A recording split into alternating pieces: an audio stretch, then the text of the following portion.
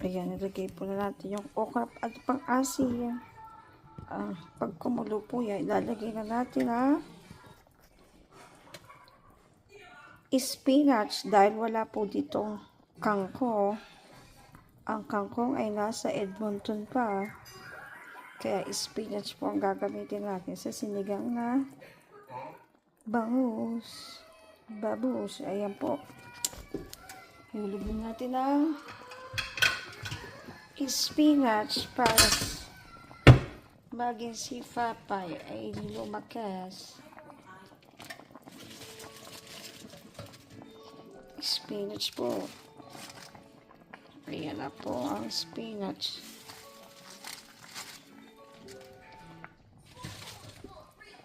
Spinach.